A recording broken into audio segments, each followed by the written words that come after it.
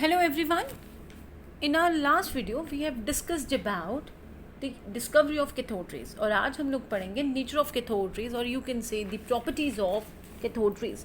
शायद एक आध प्रॉपर्टीज़ हमने लास्ट टाइम भी डिस्कस की थी, लेकिन कोई बात नहीं, हम दोबारा से इसको डिस्कस कर लेंगे। तो ये जो एक्सपेरिमेंट था हमारा कैथोड रेज वाला, कैथोड रेज डिस्कवरी वाला जो एक्सपेरिमेंट था, उसने हमें हेल्प किया किस चीज़ में, कैथोड रेज की कुछ प्रॉपर्टीज़ को अंडरस्टैंड करने में। एंड जो वेरी फर्स्ट प्रॉपर्टी थी वो ये थी कि जो कैथोड रेज हैं वो ट्रैवल करती हैं कैसे, स्ट्रेट लाइन में। These raise arise from the cathode or the negative terminal and move towards the positive terminal, and while moving they don't deflect from the 90 degree angle, मतलब वो straightly move करते जाती है, travel करते जाती है। और you can say that these move और these travel in the straight lines. Second point ये है that you need to notice is that कि ये जब स्ट्रेट लाइन में मूव कर रही होती हैं और अगर कोई ऑब्जेक्ट इनके रास्ते में हम लोग प्लेस कर देते हैं तो there will be the casting of shadow of this object. अगर मैं कोई चीज़ इन रेज के रास्ते में रख देती हूँ तो ये कैथोड रेज क्या करेंगी, उस ऑब्जेक्ट की शेडो कास्ट करेंगे ऑपोजिट डायरेक्शन में। क्लियर? ये आपको याद रखना है। सेकंड थर्ड पॉइंट कि ये जो कैथोड रेज हैं दीज आर नॉट विजिबल, ये विजिबल तो नहीं है लेकिन इनका जो बिहेवियर है इट कैन बी नोटिसेबल। ये कैसे? आप क्या कर सकते हैं, आप कोई भी material like those of fluorescent और फॉस्फोरेसेंट मटेरियल अगर क्या करेंगे, इसके रास्ते में रखेंगे और जब ये कैथोड रेज इस फ्लोरेसेंट मटेरियल को या फॉस्फोरेसेंट मटेरियल को हिट करेगी तो ये क्या करेंगे, ये एक ग्लो कॉज करेंगे एक पर्टिकुलर कलर का। शायद आपको याद होगा जब उस एक्सपेरिमेंट में जो ग्लास ट्यूब पे ग्रीन कलर की लाइट विजिबल हुई थी, तो ये वही फ्लोरेसेंस प्रॉपर्टी होती है। Clear? So you can say that the rays are not visible but their behaviour can be observe with the help of certain kind of material like those of fluorescent और phosphorescent. Right?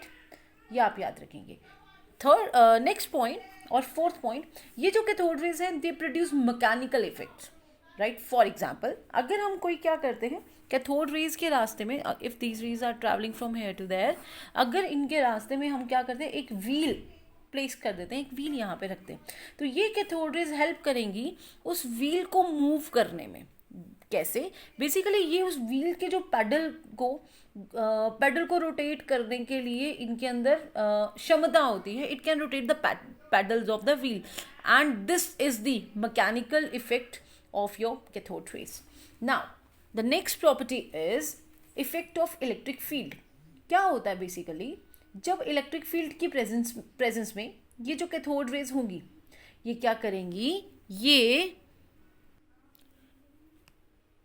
क्या बोल रही थी मैं, हाँ मैं बोल रही थी कि जब आपकी ये कैथोड रेज को हम लोग इलेक्ट्रिक फील्ड में रखेंगे या when these rays are having the electric field around them, तो यहाँ पे क्या होगी, एक हल्की सी डिफ्लेक्शन होगी टूवर्ड्स दी पॉजिटिव चार्ज, क्योंकि जो इलेक्ट्रिक फील्ड होगा वहाँ पे नेगेटिव चार्ज की डेंसिटी ज़्यादा होने की वजह से जो आपकी कैथोड रेज होंगी वो डिफ्लेक्ट होंगी towards the positively charge plates. और यू कैन से दैट कि जब ये इलेक्ट्रिक फील्ड होगा, सपोज इलेक्ट्रिक फील्ड यहाँ पे होगा, तो ये जो कैथोड रेज की स्ट्रेट मूव करने की जो प्रॉपर्टी होगी वो क्या हो जाएगी, वो आल्टर हो जाएगी, वहाँ पे कुछ चेंजेस होंगे।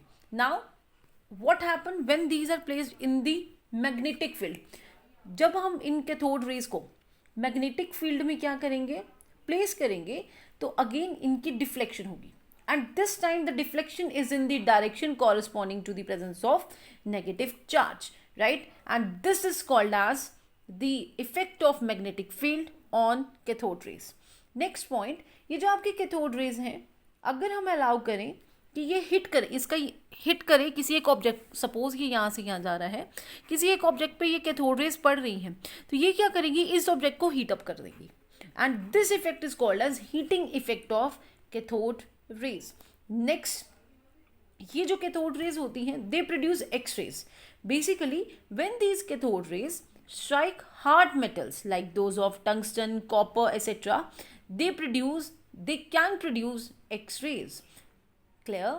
So these are having properties like heating effect, properties like producing X-rays, having some mechanical effects. Now some are more, let us discuss them also. Cathode rays जो हैं, when they strike the glass or certain other material, right, तो ये वहाँ पे क्या करेंगे, they can produce, they cause them to glow. वहाँ पे ये एक लाइट प्रोडक्शन करेंगे, जिसको हम लोग बोलते हैं कौन सी प्रॉपर्टी, फ्लोरेसेंस, राइट. और you can say that these rays, these cathode rays are capable of producing the fluorescence. ये जो कैथोड रेज होती हैं, इवन ये छोटे छोटे पोर्स से भी क्या कर सकती हैं, मूव कर सकती हैं. These can penetrate through thin pores और through thin sheets also. Clear?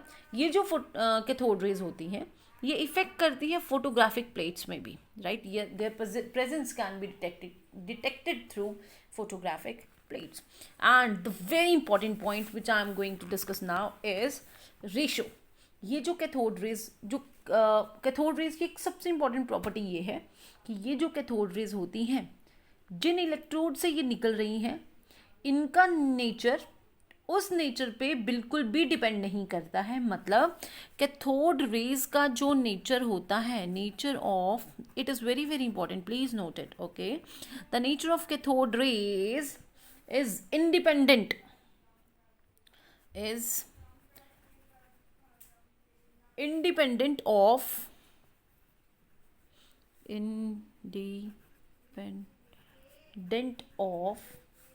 nature of electrodes. But this nature is very much dependent upon the nature of gas which is present in the cathode discharge tube. Clear? तो मैं ये बोल रही थी, ये जो nature है कैथोड रेज का, it is independent of nature of electrodes, but the nature of gas, it affects the nature of cathode rays. Or you can say that the nature of cathode rays is very much dependent upon the nature of gas present in the cathode rays.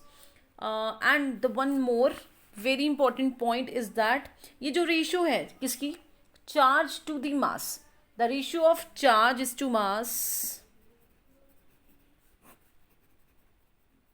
Clear?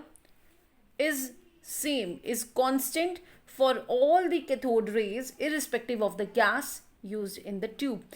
मतलब अगर हम लोग gas को constant रख लें, gas वहाँ पे अलग अलग यूज़ नहीं करें, तो जो ये कैथोड रेज की क्या रहेगी, कैथोड रेज की में जो हम कैलकुलेशन लगा के रेशियो निकालेंगे किसकी, चार्ज इज टू मास की, उन पार्टिकल्स की, that will remain the same. Clear? So these are the characteristic feature of your cathode rays. आप लोग इसको याद करिए, कॉपी में नोट डाउन करिए और